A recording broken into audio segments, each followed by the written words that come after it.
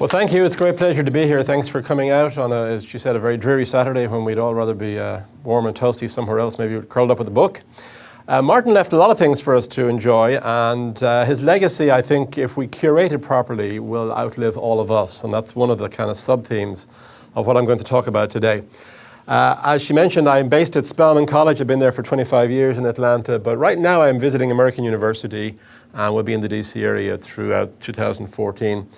You can find out about the kind of things I get up to in the mathematical world and the mathemagical world at my website, cardcolumn.org. Card Column refers to something I write for the Math Association of America every 2 months. They're based here in DC. It's a bi-monthly thing about mathematical magic, which of course one picked up that habit from Martin Gardner. I'm on Twitter at Card Column, and well, time to talk about Martin Gardner, Skeptic Supreme. Now, to many people, as I already mentioned, he's remembered for his mathematical writings, and his Scientific American column, of course, was the flagship column in that magazine for a quarter of a century.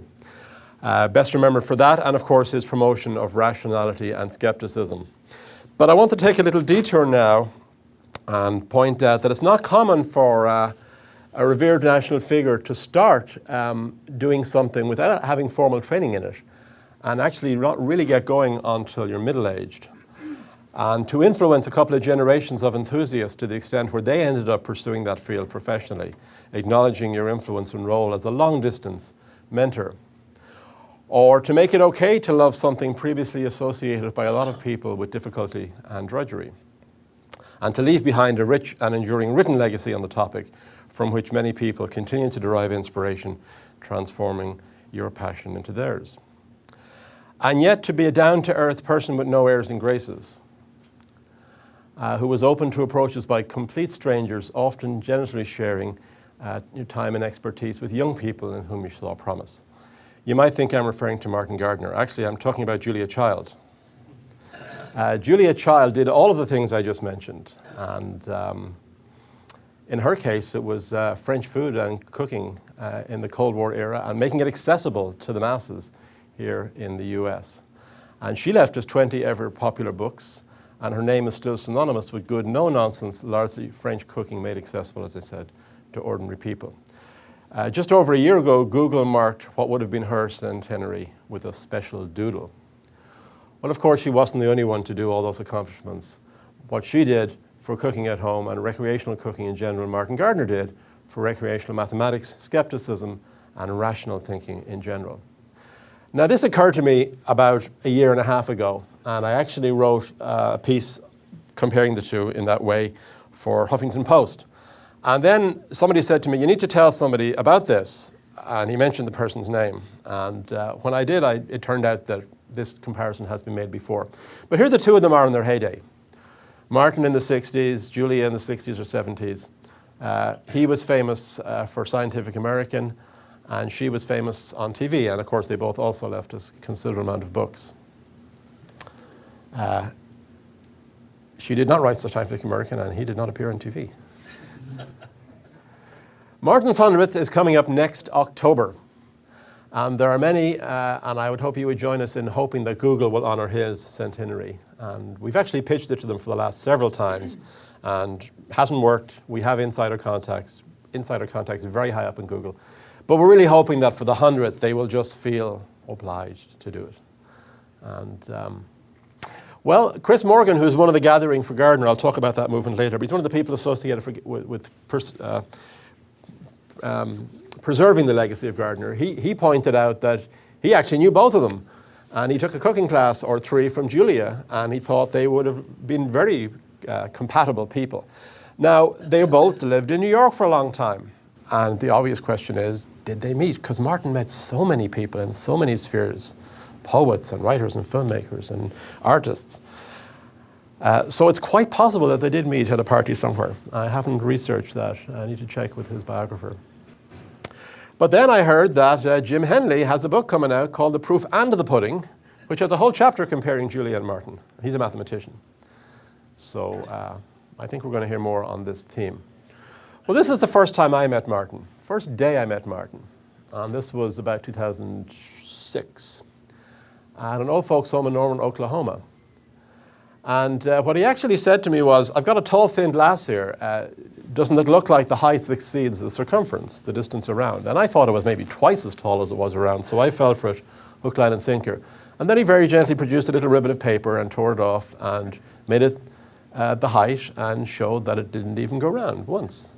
So a classic illusion, and actually a failure, you could say, of our appreciation of the value of pi, because pi is a number just over 3 that tells you how far it is around something if you know how wide it is. But as some of us get older and put on weight, perhaps there's another reason that we're just not very good at estimating girth. We were in denial about girth. Martin was always very far from that. He was a very skinny guy. This is a photograph I took of him, I think it was the following year, and certainly to many of us he's the best friend mathematics ever had, but there's no doubt in my mind that he's also the best friend that rationality has had, certainly in the last 100 years. And I took this photograph, I just noticed his bookcase, and at this point he was living in an old folks home, he didn't have much personal possessions left, he had moved on, he was downsizing, he kept a few favorite books, Alice in Wonderland related stuff, and H.G. Wells, stuff like that. Jules Verne, and there was this towering bookcase, 6 shelves. You can only see 4 of them there. There's 2 more below the belt. And those are all books that he wrote. Most people don't read that many books in a lifetime. He wrote all these books. Unbelievable. Over 100 books. That picture was actually picked up by the New York Times and Time magazine and a few others, because it happens to be one of the decent pictures of him in his later years when they published their obituaries of him. And that picture was taken in March 2006. He actually went on to write several more books after that, which is more than most people write in their lifetime. He did, in fact, write about 100 books. And his publishing career started in the spring of 1930 when he was 15 and a half. And a half is very important when you're that young. And he stopped his publishing career, at least his living publishing career, when he was 95 and a half. And a half is pretty important when you're 95 too. So he actually published over 80 years, which is really extraordinary. And I think, as I said, if his writings are curated correctly, and we're the people who have to do this, his writings will be talked about a century from now, long after we're all long gone. We think fondly back on people like Mark Twain and Charles Dickens. He's not in the same league popularity-wise, he never is going to be, but caliber-wise, I think so. His first book, of course, that we all know and love was Fads and Fallacies. And this came out originally in 52, and then more popularly from 57 on, under a slightly different name.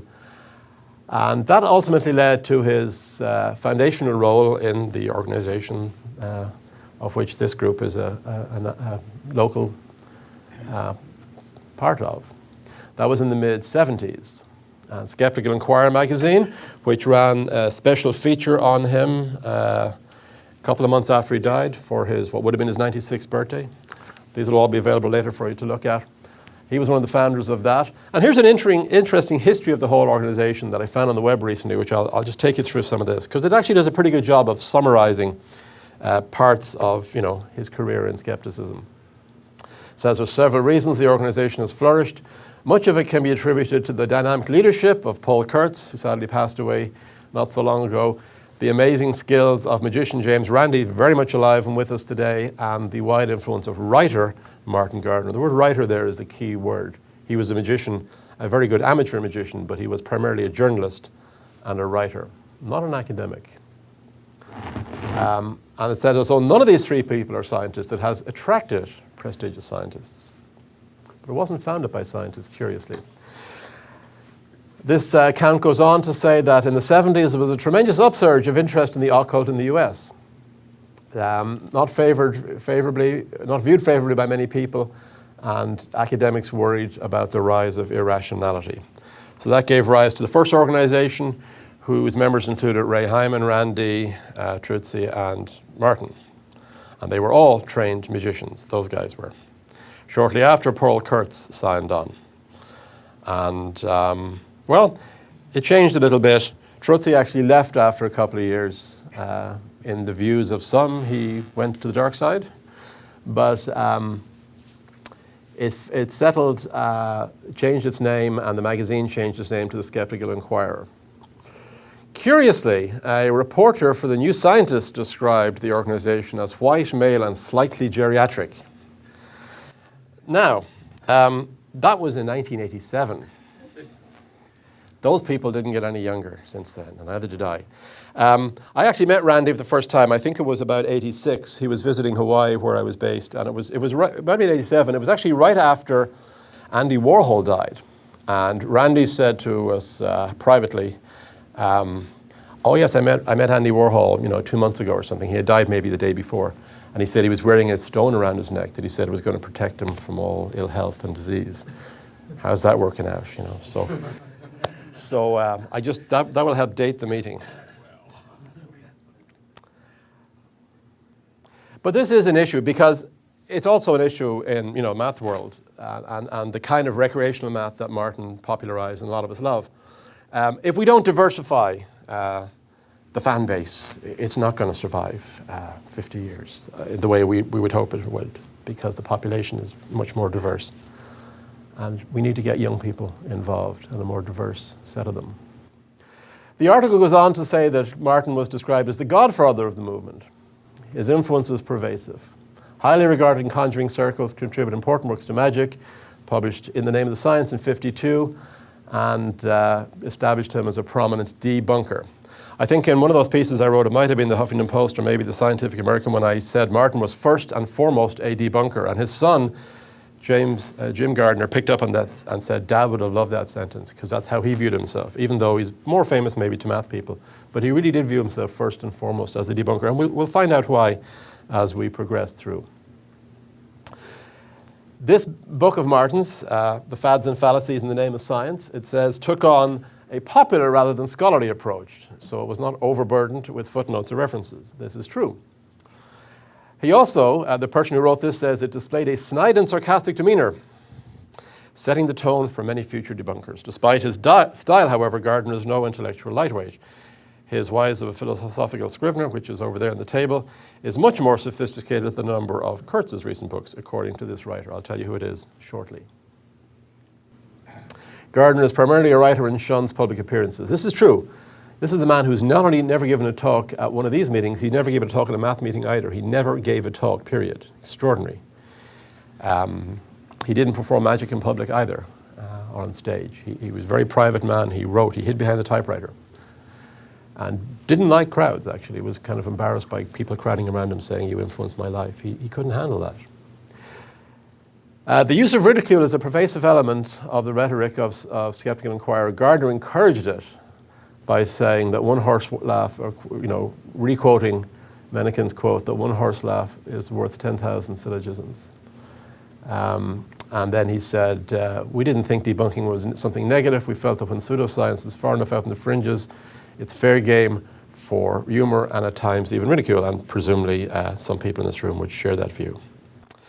Now, these quotes I've just shown you, where do they come from? Well, you'll get a hint when I tell you the following. They were from a history of the movement with the following sentence in its conclusion. Now, when I saw this sentence, I did a double take, as you will.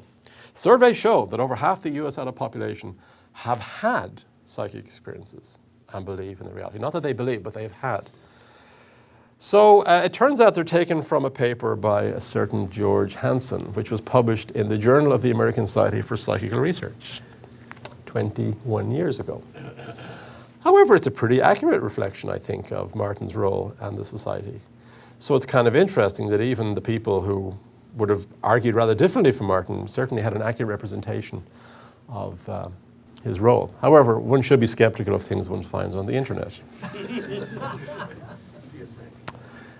As Abe Lincoln has written, don't believe everything you read on the internet. Yes. Okay, so now it's just called the Committee for Skeptical Inquiry, CSI, which is a little easier on the tongue. So let's go back to see where how Martin got into this. And the details of this have only come to my attention recently. So Martin writes himself, this is in Martin's own words, I attended school grades 1 through 6 at Lee High School. He grew up in Tulsa, Oklahoma. I sat in the classes with 2 science teachers. This got my attention. One was an attractive blonde who knew her science well.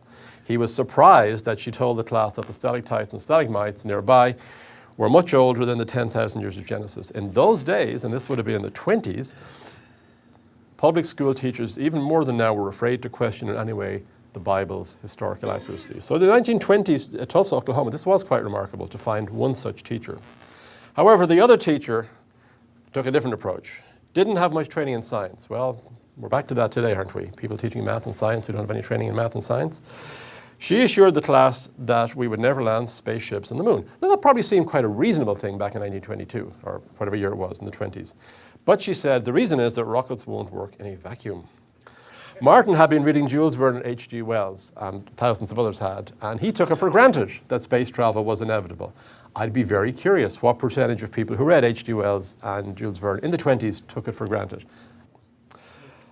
Now, in high school, which would have been probably around 1930 or so, Martin says he became a charter subscriber to a publication called Amazing Stories, the world's first magazine devoted entirely to science fiction. But before that, he had been getting monthly copies of H.G. Wells' Science and Invention. He said it had wild speculation about the future of science with a delightful mixture, as one would hope, and as one would expect statistically, of hits and misses. A cover was showing what a Martian looked like, another one doing research on sex, and helicopters helping to build buildings, and the use of flamethrowers and more. So, you know, some of those obviously did come to pass. But this is the first occurrence of the word pseudoscience. Covers were devoted to articles debunking pseudosciences. Debunking pseudoscience. This back in around 1930, such as astrology, spiritualism, and perpetual motion. Perpetual motion, of course, is a physics violation, but still, Martin was very into physics and knew a lot about physics and wrote a book or two about physics and was very big on, you know, that kind of pseudoscience as well. And there were lots of articles about magic. So Martin writes that his two big obsessions as a kid and as a teenager were chess, of which I'll say no more here, and magic. And I'll mention a little bit more about magic because of where this connects to. He said his father taught him some magic tricks. He also had an uncle who taught him some magic tricks. That's how he got into it at a very young age. Even, I think, at the age of 7 or 8, he was doing magic tricks. But he persuaded his parents to buy him Tarbell's course in magic, subscribe to that. And he couldn't wait for it to come every week. And then later, as an adult, he worked for the University of Chicago press office in Chicago, and he got to know so-called Dr. Tarbell. Well, what's the doctor for? Martin wasn't too impressed with the credentials. A crank medical practice, like chiropractic, only worse. Founded in Chicago and still popular today, and particularly in Sweden. He also notes that Tarbell wrote a book on physiognomy. So this is interesting because here's a guy skilled in conjuring, in magic. I'm referring to Tarbell, who bought into some science nonsense. Martin was very skilled in conjuring and magic and thought that one should use the skills, you know, to realize that some of this stuff was silly. And that theme will return later. So what I've just done is read you some excerpts from very early chapters of his youth from his memoirs, which just came out. They just came out a few months ago. This was a big surprise. We did not see this coming. Martin wrote it in the year or two before he died. He waited till the very end. His timing was impeccable. He started when he was 93 or 94. And he gave the manuscript to his son a couple of months before he died, maybe even only a month before he died. And he said, "Oh, Jim, by the way, I guess you'll have to handle this when I'm gone." And Jim just took it and said, "Yes, Dad." And he passed away in May of 2010. And then it took a while to figure out what to do with it. There wasn't an opportunity to polish it, to revise it, to tell him there's repetition, there's gaps, there's logical inconsistencies. It was a finished manuscript, as finished as it was going to get. So they did the best they could, patch it up a little bit, but not change the words. The words are Martin's, and they published it. I would encourage you to take a look. You can take a look at the copy here. It's more of a memoir than an exhaustive autobiography, but it's a lot of fun. It's like sitting down and talking to him for a whole weekend, and just tells you the story of his life in chapters. You know, there's a pseudoscience chapter, there's a Scientific American chapter, there's chapters about magicians, and many of the other things he was interested in. He was obsessed with poetry, he wrote poetry from a very young age, and he actually quotes chapter and verse a lot of his own poems in there. Where's the top quote from? Like what time, what date? Well, he lived in Chicago. Basically, he went to college there. He graduated in 36. And he joined the US Navy in 42. So I'm guessing it's in that period, 36 to 42. He was back briefly for maybe a year or two after the war, 45 to 47. I think 47 he moved to New York City. So I'm not sure when Tarbell died, but somewhere in that, it's been a while for sure. So let's talk about the chapter on pseudoscience. It starts with an old reminder from Carl Sagan that extraordinary claims require extraordinary evidence. And then he goes on, he starts the very chapter by saying, my reputation as a debunker of bad science began with an article about scientists who work in isolation, crank scientists, perhaps with no training or inadequate training, who work in isolation from genuine scientists. And what happened was it got published, and then he ran into a guy socially who he had been in high school with, I believe, who was an acquisitions editor for Putnam's, and the guy said, oh, why don't you just expand that into a book? And that's what happened. And that is how this book came about. Now, the fact that he was able to do it speedily, and what I know about his organizational skills, tells me that he had a lot of material ready to go. And once he had the opportunity, he seized on it. This was his first book, 1952 it came out. So, he was already publishing magic since 1930 as a teenager and so on. But he was almost middle-aged by 1952. So this book came out, and he debunks Dianetics, L. Ron Hubbard, flying saucers, hollow earthers, chiropractors, homeopaths, and what he calls other examples of science moonshine. Well, the bad news is this book was a complete flop. The book was called In the Name of Science. It's a hardback. It did not do well. Meanwhile, he moved on. He was in New York City, married by this point, and he started writing for Humpty Dumpty and various kids magazines. In fact, he was the person who wrote 90% of many of those kids magazines. Magic tricks, spelling tricks, all sorts of fun stuff. And then he had an opportunity to write a book I'll mention later called Mathematics, Magic and Mystery, which Dover published, and that's been a runaway success ever since. And that was mid-56, late 56, he started working for Scientific American, and then he had a job for life as a writer. A year later, Dover, in 57, put out this and gave it a new name, Fads and Fallacies, in the Name of Science, and suddenly it became a bestseller. But it was 5 years kind of languishing, forgotten. Martin says in his own autobiography or memoirs, when Dover issued it, the Village Voice gave away copies to new subscribers. Letters of protest came in from irate people, some of whom were sitting nude in William Reich's magic box, trying to build up their potential. Many New Yorkers canceled their subscription to protest his chapter on Reich. Now, curiously, he mentions in the book that he had actually sent his chapter on Reich to Reich before the book came out and said, how do you like this? And Reich wrote back and said, I'm cool with it. He pointed this out in the Village Voice. The man himself approves, and then the protest backed down. However, he points out that if you read his chapter very carefully, you'll see that nowhere do I criticize him. Now, Martin wrote a manuscript on logic in the early 50s, a book-length manuscript that wasn't published until the late 50s. So he knew a lot about logic. He did his degree in university was in philosophy of science. He knew a lot about logic, philosophy. He actually started a master's in that. Subtle logical point coming up. In this book, he said, I described him as being either a crank or the greatest physicist of modern times. Reich had no objection to this statement. Maybe that's the secret. You're either a complete idiot or the smartest person I've ever met. Sadly, however, Reich came to a very sad end in connection with claiming that his magic boxes had amazing cancer cure properties. And, we're back in the day and age now when people are peddling things they claim will cure cancer. And some of them are doing it on national TV. In fact, Martin says, today, an untold number of people die every year as a result of putting their trust in Christian Science or other forms of medical crap, such as homeopathy. Martin's words, not mine. Probably the only four-letter word in his book, in that book. Carl Sagan, he was a big fan of, and he said that Sagan wrote 2 books attacking pseudoscience in the 70s, but his colleagues in astronomy at Cornell and elsewhere thought he was wasting his time. But he said, no, Sagan was doing the right thing. In fact, we believe it is the duty of scientists to debunk bad science. A democracy works best when its citizens are enlightened voters. Could not agree with him more there. Reputable science took a heavy drubbing under George W. Bush, especially in his opposition to stem cell research. Again, Martin's words.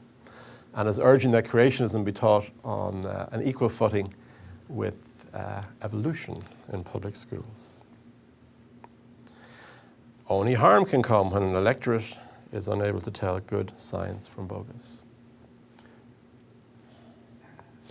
Martin has other things to say, and in fact, another very important point here is that magicians and certain fakes, such as Uri Geller, and I was exposed to Uri Geller in the early 70s, mid-70s on radio and TV in Ireland growing up, as you were here. He's still at it. He's still touring the world. He goes to places that are forgotten that he used to be a fake, and he does it all over again with a new, younger audience. I mean, it's great entertainment, but he does claim to have the powers, and that's where Randy and you and I will probably differ with Uri Geller on how to make money. Martin wrote a book, by the way, debunking Uri Geller under an assumed name. I forget the name he used in that one. Martin's written under many names. But he makes this very important here. Scientists untrained in the conjuring art of deception are the easiest people in the world to fool. Education is no inoculation against, pseudoscience, unfortunately. And this is interesting because he just said, scientists have a duty to debunk. And now he's saying, but they are perhaps sometimes the easiest people to fool. Two-edged sword. He says, if you want to know how Uri Geller bends spoons, don't ask a physicist, even if he won a Nobel Prize. Now, Martin doesn't have any throwaway lines. I'm very curious about this. Maybe somebody here knows. There must be a story behind this. There must be some physicist with a Nobel Prize who maybe fell for something that Martin is obliquely referencing here. If you know, I'll have to go through the list of Nobel guys in physics and find out who's into spoon bending. But he says, if you want to know, don't ask a Nobel Prize winning physicist. Ask me or Randy. Now, when I met Martin, he was in his 90s. His fingers weren't as agile as they used to be. He used to do this as a party trick to show people. Because, it's easy to do when you know how. And Randy has videos, I'm sure, on YouTube explaining it too. I've certainly seen Randy do it.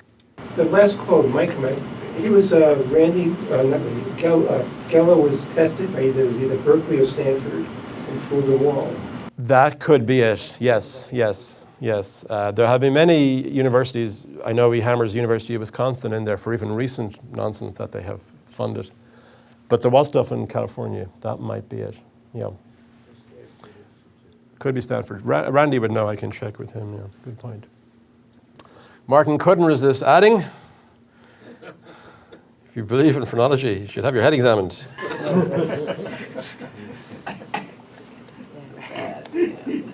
Okay, so we have this legacy, and we're not finished talking about it, but we need to make sure it continues. Now, there is a Gathering for Gardner conference in Atlanta every 2 years. It's expensive. It's by invitation only. It is aimed at mathematicians, puzzles, magicians, and skeptics. I'll be honest and say not that many skeptics participate. It's largely puzzle makers. And I mean physical, mechanical puzzles, wood, glass, metal, beautiful stuff. Lots of magicians and mathematicians of professional and recreational bent. Also physicists. Roger Penrose would show up, logicians, Ray Smulyan, who's 90-ish himself and still going very strong, has a new book out in Dover recently. And others who share Martin's diverse interests and passions. And they attract big names. Penrose, Conway, Teller, Blaine, Vi Hart, who makes amazing videos and is reaching new generations as Martin did in days gone by. She doesn't have training in mathematics either, not at the level you would expect. And Will Shortz, the man behind, the crossword puzzle, New York Times just celebrated its 25th anniversary, and also Sudoku puzzles. And curiously, there was a Gathering for Gardner party in Atlanta a few years ago, and Will Shortz was there, and I would like to meet him because he has a degree in puzzles from 1973, possibly the first person ever to get a university degree in puzzles solving. So I said to somebody, which one's Will Shortz? I'd like to shake his hand. And somebody looked around the room and said, He's the guy over there in shorts. It's a coincidence, but he was in fact the only person wearing shorts in March in Atlanta. These were started by Atlanta businessman Tom Rogers. They started in 1993. Martin went to the first couple with his wife. Tom Rogers sadly passed away a year or two ago, but the next one's coming up in 2014 in March. And Martin was overwhelmed. The first one was, I wasn't there, the first one was probably about the size of this room, maybe 50 people.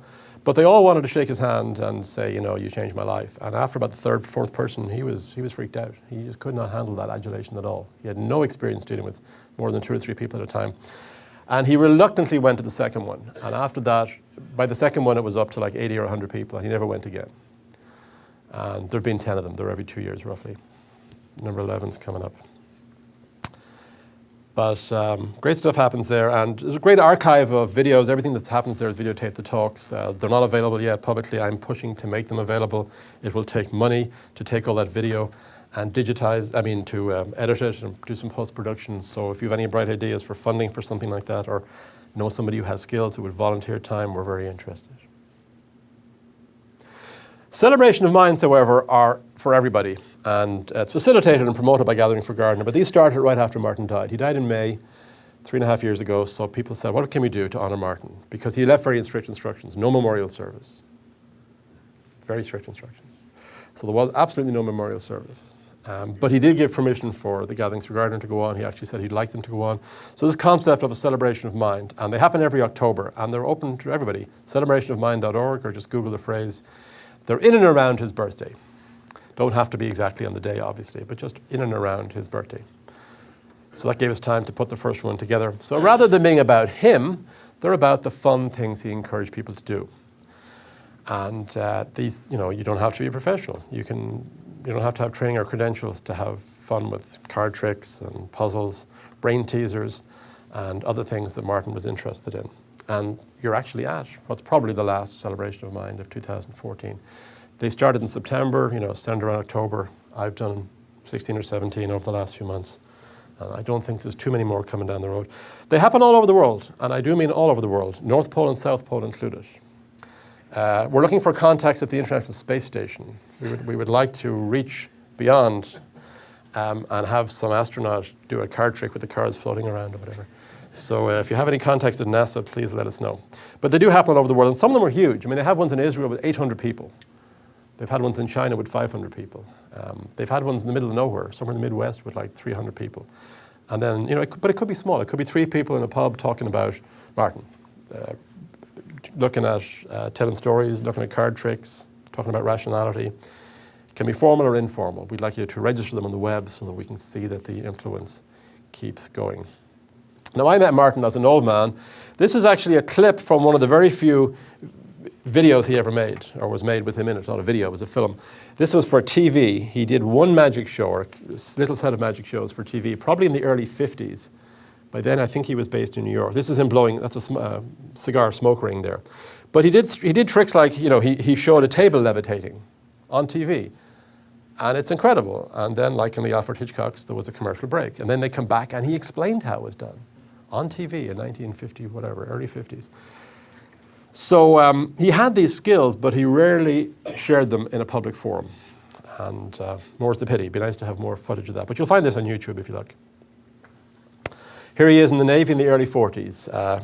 Post-Pearl Harbor, he enlisted and served in the Pacific. And he told me an interesting story that he was in the Pacific, he served in the Atlantic, the Atlantic.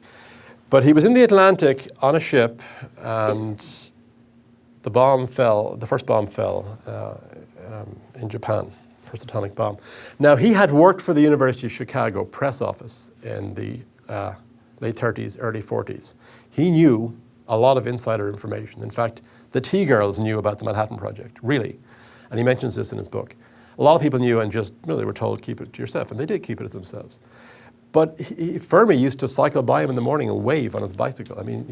He met a lot of cool people in his time. So when that bomb fell, he knew exactly what it meant. But he said that the admiral of the boat said, "Gentlemen, I have an announcement. I don't know what it means, but I'm told a very special bomb has been dropped in Japan. And we're hopeful that this might mark the beginning of the end of the war." Now, he was in the Atlantic, not the Pacific. But he said he looked around the boat and he realized, number one, this is a new day for mankind. And number two, I'm the only person on this boat who understands this. Because the Admiral didn't know what was going on. But he knew it was an atomic bomb before that became general knowledge. That made a big impression on him, deep impression on him. So let's go back quickly and talk about where he came from. Born 21st of October, 1914 in Tulsa, Oklahoma. Got a degree in Chicago in 1936 in philosophy. At that point, he was really big on physics, magic, philosophy, religion, very big on religion. And had published pamphlets on magic, as I mentioned, from his teenage years. From the mid-50s on, he became a great friend to math and to some extent physics, philosophy, and early computer science with his writings, most notably in Scientific American. Personal friend of Salvador Dali, Isaac Asimov, Roger Penrose still with us, M.C. Escher, and helped to popularize M.C. Escher's work. In fact, we'll have a little more to say about that in a moment. But pre-Gardner, Escher's work was not known in the US. He also played a major role in reintroducing origami to US audiences and fractals to a wider audience. An article on Conway's Game of Life in October 1970 got all the early people on Fortran programming to spend all their time playing with that rather than doing what they were being paid to do. They've all admitted it since. And of course, he was a phenomenal magic inventor, although not a public performer, but privately he was very good on close-up magic of all kinds, and was named at the end of the last century as one of the 100 most influential magicians of the 20th century. He left 2 telephone directory-sized books of magic. That was all his creations, in addition to many other things. And of course, he was the leading light in the world of skepticism. So let me just highlight 4 particular things he left behind that people can read and should read, as long as books are available in some shape or form. Fads and Fallacies in the Name of Science. We mentioned that already. And its role in, 20, 25 years later in his founding of SCI and Skeptic and Inquirer magazine. Math, Magic and Mystery. This came out in June '56. Still a classic. Lots of cool stuff in here. Rope tricks, chessboard tricks, dominoes, disappearing area tricks, magic squares, dice, simple props, matchsticks, cigarettes, rubber bands. No apps. This was low tech, but good stuff. And I learned, every time I open it, I learned something new, and I've read it many, many times.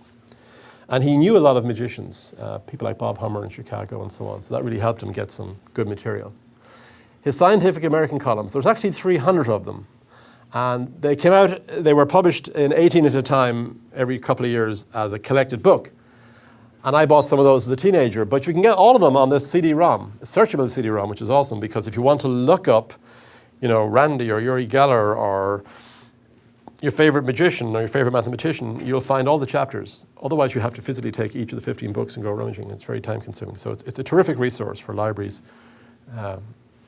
Anybody involved in education should consider having one. And it's made available by the MAA, the Math Association of America, down at DuPont Circle here in town. His most well-known book, there's a copy over there, is his annotated Alice in Wonderland. And it has sold 500,000 copies. And, it's kept him in good shape in terms of royalties. Scott Hudson of Gathering for Garner designed this little pin, which has Alice looking in the looking glass and seeing Martin looking back at her.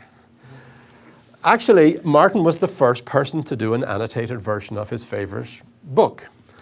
And now people do it for everything, their favorite book, album, you name it. In fact, Isaac Asimov copied the idea, and many others did. It became just a whole subgenre, but he was the first person to do it, apparently, on that public scale. And interestingly, that book came out in 1960. One of the big Alice in Wonderland fans who bought the book and liked it so much that he thought, I've got to write to this man, Martin Gardner, and tell him how much I like it, was M.C. Escher. And he said, oh, you might like a few of my sketches. June of 1961, M.C. Escher's, one of his sketches, colorized, and he didn't approve of that, but colorized, appeared on the cover of Scientific American. And that was the beginning of the psychedelic 60s. I mean, that launched. Just go back and look at that cover. Nothing had been seen like it before. So it really did kind of usher in a new era, and it became a hip thing to put on your apartment wall. Escher's work. But that was a personal connection there. Martin has an Escher print, actually, which he used to keep in his room, and his son has it now, and it's worth a fortune. He bought it for $50. Original, and of course, he later regretted he hadn't bought a few more. Now, Martin also was quite a prankster. If you look at photographs of him, he tends to look a little severe, staid.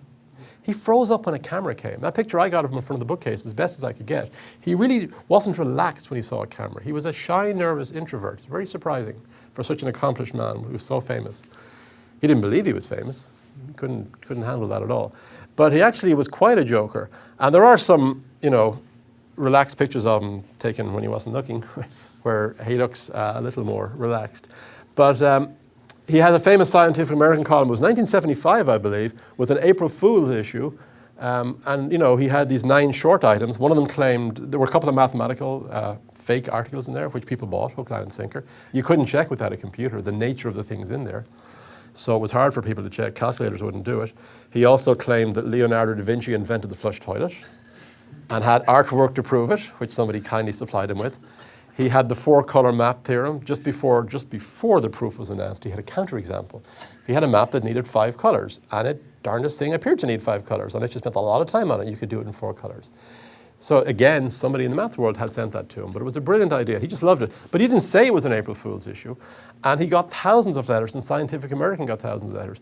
And the interesting thing was, he told me this, and I think it's also in the book, that people tended to say something like, I can't believe you got away with putting in that joke item in there about Leonardo da Vinci.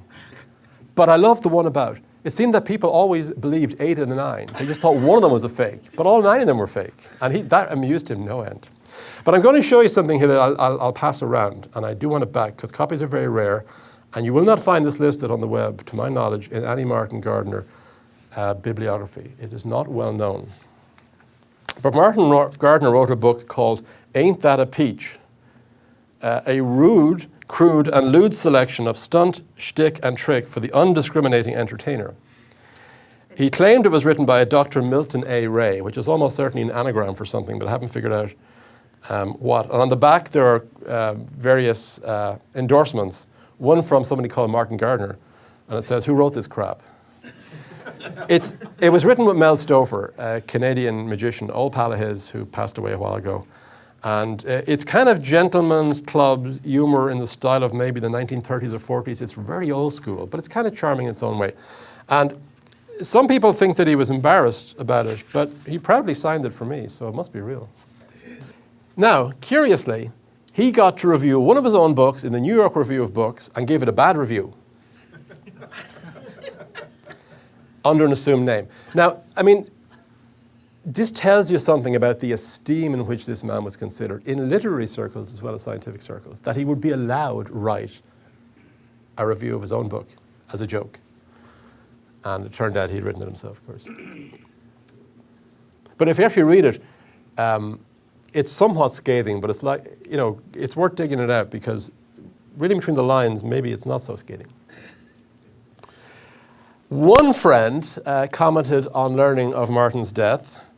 That man was one of my giants, a long-time friend for 50 years, a delight, a very bright spot in my firmament, one whom I could always turn to with a question or an idea, with any strange notion I could invent, and with any complaint or comment I could come up with. I can't quite picture my world without him. And just yesterday, I printed up a new set of mailing labels for him, plus stationery, which didn't get mailed.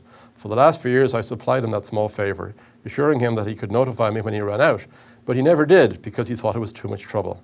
Only when I received a letter from him last week that was hand-addressed did I know that it was time for another shipment to Oklahoma. The letters I got from him in later days would have this little, address label. I didn't know that this friend of his was making them for him. He was such a good man, a productive and useful member of our society, and I can anticipate the international reaction to his passing. His books, so many of them, remain to remind us of his contributions to all of us.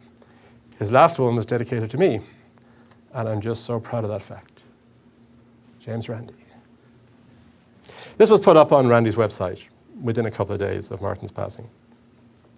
Chris French, a name you may know, wrote in The Guardian a couple of months after Martin passed away. It is no exaggeration to describe Gardner as one of the most influential figures in skepticism. In 1976, a founding member of what later became CSI and the Skeptical Inquirer, of course.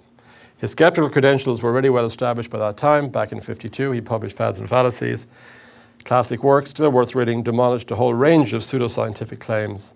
His targets included UFOs, creationism, Atlantis, Scientology, and various others, as we mentioned earlier. Chris French goes on to say, it's depressing to realize just how contemporary it still sounds. Gardner's uncompromising attacks on fringe science and New Age ideas delighted his admirers and enraged his detractors for many decades. From 1983 to 2002, he contributed a regular column to Skeptical Inquirer under the title Notes of a Fringe Watcher, and mentions here some other books that he put out that I don't have copies with me, but you're probably familiar with some of them. Martin's last publication while he was alive, his first book was Fads and Fallacies. His last publication when he was alive was Oprah Winfrey, Bright but Gullible Billionaire. This was published in Skeptical Inquirer. They usually have a paywall. If you want to read these things online, you got to be a subscriber.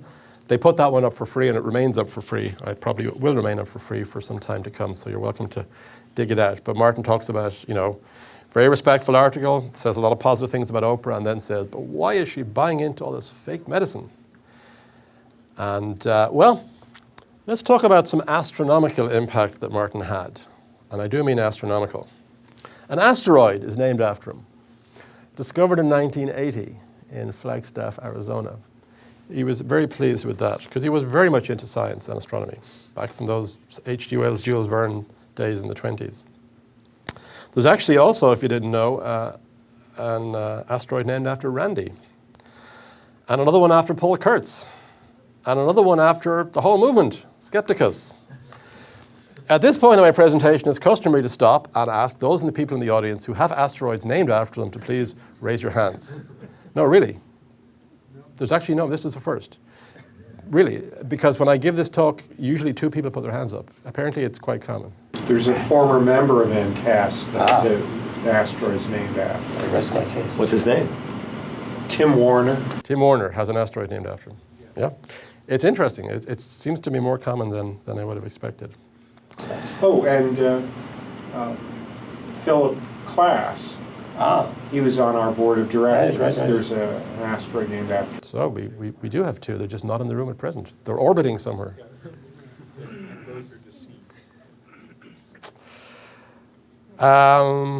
Here's an interesting cartoon. When asked, was he the most skeptical person, Martin replied, I doubt it. In the style of Ripley's Believe It or Not. And this is actually a Joe Nickell creation. It was done for Gathering for Gardner back in '96. And I'm not sure if it ever appeared in the pages of Skeptical Inquirer or not, but it's kind of cute. That's actually a very good likeness to what Martin looked like maybe in the 80s, late 80s.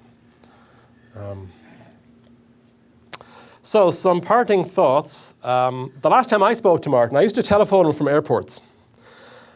You have that hour before your flight, and you're just like, I've got time to kill. Who will I call? And I'll give Martin a call. I didn't like to bug him too much because he was a busy man. He was writing books. It wasn't that he was, lonely and needed somebody to talk to. He was a very busy man. You'd be there visiting him, and the phone would go, and it would be Randy or Teller or David Blaine, and he'd chat to them for 2 hours, and then he'd say, I better get back to work. I mean, he really was a busy man. So I hadn't called him for a while, but I did call him, and I said to him, I usually started the conversation, how are you doing? Have you had any interesting visitors lately? And he would usually deny it. He'd say, no. And this time he said, no. I said, okay, here we go again. Are you sure you haven't had anything? Then finally he said, well, actually, there was a very surprising visit. I said, I had a visit from Richard Dawkins. And I said, that's amazing. And he said, yeah, I have no idea why. I said, Martin, you're famous. He says, no. He's completely in denial about that. I said, look, you've written books on religion, theology, philosophy. I think Dawkins has too. Maybe, there's some possible synergy here. But he said, but why would he come to see me? I mean, he really was baffled. Dawkins was giving a talk at a university nearby, and he did go to see Martin. So I said, what did you talk about? And he said, well, to be honest, we talked about baseball and grandchildren, and then Dawkins looked at his watch and said, I've got to catch my flight. And Martin said, sit down. I think we're supposed to talk about something else. And he said they had a very intense 20-minute conversation. And then my flight was going, and I had to go. So I never got the rest of that story. And sadly, that was the last time I spoke to him. Dawkins has spoken about this at meetings, and I have tried to contact him to ask him, can I have the story from your side? and didn't get it. Curiously, Dawkins is not mentioned in here. This book was finished after the meeting with Dawkins, but it's not encyclopedic. He doesn't have everything in there. So it would have been interesting to see what his take on it was. Okay, if you're on Twitter, please follow WWMGT. That's Martin on Twitter. What would Martin Gardner tweet? 7 o'clock every day, Oklahoma time, of course. 7 o'clock Oklahoma time. You will see a tweet about math or rationality. At the weekends, I'm told it's more lightweight, Alice in Wonderland, optical illusions, but math stuff that teachers could use Monday to Friday. And at 3 o'clock every day, an excerpt from his memoirs, continuing until the end of 2014. So I would highly recommend it. There's also, if you Google that phrase, you'll find there's a T-shirt. There's a What Would Martin Gardner Tweet T-shirt that you can get, which I've been buying for friends. It's a lot of fun. He only has about 1,400 followers. I'd love to get that up to 2014, by 2014. So please do spread the word on that. You should have 10,000 followers. I mean, come on, this is Martin Gardner. There's a new website coming. I'm actually heading up the Centennial Movement on behalf of the Gathering for Gardner, and there's a lot of exciting plans coming up for 2014. We're going to try to make this so big that Google cannot be in denial anymore and gives him his Google Doodle on the 21st of October, so that then kids and grown-ups the world over will go, who's Martin Gardner? And they'll click and find out. And there'll be lots of great interactive stuff they'll go to. And Randy's helping us with the skeptical content of that. If you would like to help, we're very interested.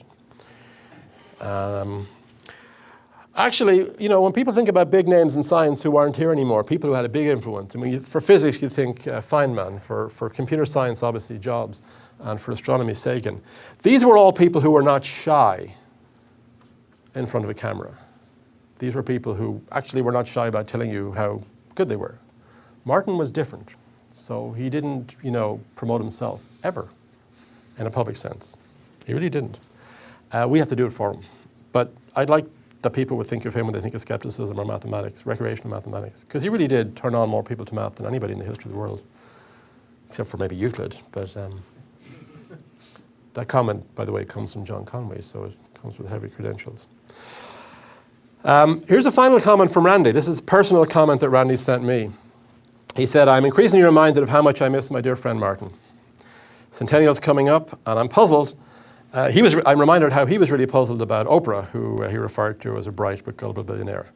She buys into all sorts of woo-woo cardiac nonsense, and Martin shook his head at such shallow thinking, unable to believe that people like that in responsible positions on American TV could waste their intellect on such nonsense. And this bugged him at the very end, because it was the last thing he wrote that was published during his life. Martin's contributions to the world continue to enhance our lives. As a very minor example of that, I have on my desk a Hexaflexagon. That's actually the first thing Martin wrote for Scientific American, was this little puzzle about folding a hexagonal thing. And in fact, he had a version of it that he published as a young man, which involved, it wasn't a hexagon, but it was some shape that you unfolded. And if you unfolded it the right way, according to today or tomorrow's tweet at 3 o'clock, you would find a nude lady. Told you it was worth following Twitter, right? So Randy was baffled that anybody would bother with hexaflexagons, but that's what started his career at Scientific American. And there's a picture of Martin on the Alice in Wonderland statue in New York over Randy's desk. And here's the surprise. Randy, of course, says, I'm still an atheist, but reveals here that Martin was not. Many people assume and think, and I did, to be honest, until relatively recently, that Martin was agnostic or atheist. That is not the case. Martin described himself as a Mysterian. And at the beginning and the end of the book, he talks about it, so I'll refer you to him for further word on that. Let me leave you with a puzzle. I am, after all, a mathematician. It's Christmas time, getting close. You might have a present in mind for somebody. So here's a present, and your job is to wrap it up, as I'm about to do. Now, if you take the paper and try to get it to reach over the top, it won't quite reach. If you do little computations with the square root of 2, you'll see there's a problem there. But actually, you're not even allowed to do that. You have to wrap it up, but you have to cut or fold along the edges. So there's 3 by 3 and a 1 by 1 by 1 cube. So you can cut or fold along edges, and that seems to limit things. But actually, you can cut here and here and there. But you don't want to go too crazy with the scissors, because after all, if there were no rules, you could cut the grid into 9 pieces, right? And there's only 6 sides to a cube, so you could put 6 of them on and sell the other 3 on eBay. Not allowed. The paper must remain in one piece. This is a Russian puzzle. It's apparently quite well known in Russia. Sometimes somebody in the audience says, I know how to do that, or I learned how to do that as a child. And I ask, where were you educated? And the answer is invariably, Belarus or Latvia or somewhere. So anybody here seen this one before? Simple 3-dimensional problem. When I saw this, wasn't convinced that it could be done. Are you skeptical it can be done? I was skeptical. I was too skeptical. And I cheated. And I looked at the answer. And I regret to this day, and I regret to my dying day that I looked at the answer, because I denied myself the pleasure of solving it. It can be solved. You have a question? I'm finished. Thank you.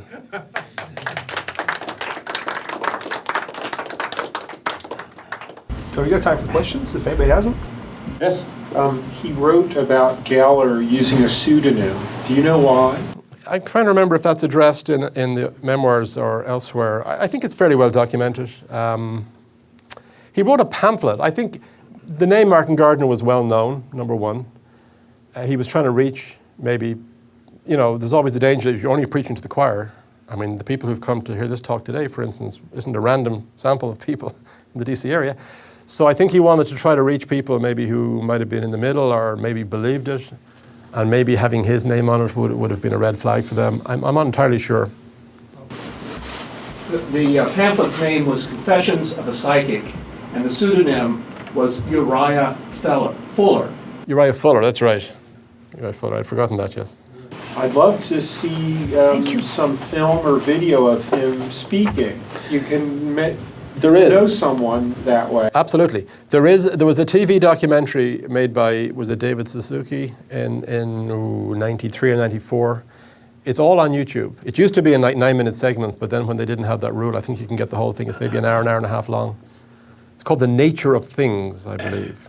But if you just go to YouTube, put in Martin Gardner, you'll find it. You'll find those old clips, the black and white clips of him doing magic too. I'm pretty sure it's called The Nature of Things. It's very good. It was filmed at one of the gatherings, maybe the first or second gathering, 93 or 96. And he's fairly, relaxed on it. I'm intrigued by the relation with Escher. You're familiar with the book Gödel, Escher, Bach, which made a fairly big impact, Right. 20, 30, 40 years, whatever. I didn't get all the way through it. It was long, but it struck me as a treatise for irrationalism. And that self-reference is the key to the fundamental mystery of the universe, rather than debunking it. And that book is directed against Bertrand Russell and the theory of types, which tries to eliminate self-reference, maybe goes too far in that, but at least tries to say that self-reference can be used for vicious purposes, and we have to avoid this.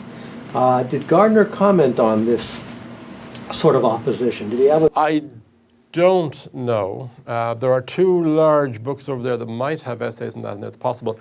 Douglas Hofstadter, who wrote that book, Gödel, Escher, Bach, he was actually Martin's successor at Scientific American. Martin helped him get that job, I believe. When Martin quit writing the mathematical games column in 82 or 83, Hofstadter took over with one called Mathematical Themes, I think. And he didn't last that long. Nobody lasted. Ian Stewart did it for a while. Nobody had the staying power of Martin or the diversity of interests. So Hofstadter did it for a while. I think they were on good terms. I know that later in life, I Am a Strange Loop, a very recent book by Hofstadter, Martin gave a review of which was considered to be on the negative side. Martin didn't buy the argument. And this book begins with a quote from that, because in the middle of that argument, Martin talks about the human brain and how really we're just not equipped to understand our own brains. And for that reason, that's part of the reason he thinks of himself as a Mysterian. He basically says, I don't know, and you don't either. And I'm sure you don't either. But if he did a review of Gödel, Escher, Bach, I'm sure it's documented. It might be in one of the 2 big books up there. You could take a look. All right, well, thank you so much. Thank you.